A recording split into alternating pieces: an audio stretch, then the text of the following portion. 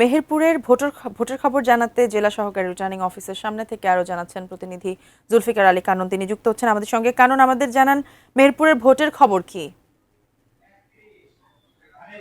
ধন্যবাদ শিবু।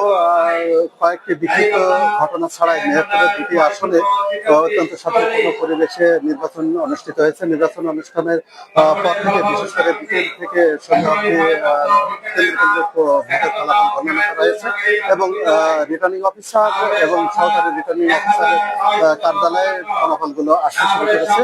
এখন পর্যন্ত আমার কাছে দুটি আসনের যে ফলাফল পেয়েছি তাতে মেহেরপুর সদর অর্থাৎ মুজিবনগর ও সদর মিলে যে ভোট কেন্দ্রটি, এখানে 123টি ভোট কেন্দ্র, তার মধ্যে ফলাফল 123টিতে পাওয়া গেছে।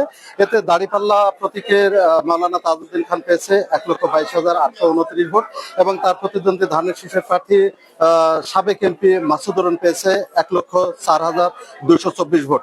অর্থাৎ এখানে ভোটের ব্যবধান রয়েছে 18,605 ভোট। এদিকে গাংনীরও ফলাফল, মেহেরপুর গাংনী আসনের ফলাফল পাওয়া গেছে।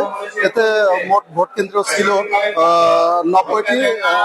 এই 90টি ভোট কেন্দ্রে দাঁড়িপাল্লা পেয়েছে 94,168 ভোট এবং ধানের শীষ পেয়েছে 85,689 ভোট। অর্থাৎ এখানে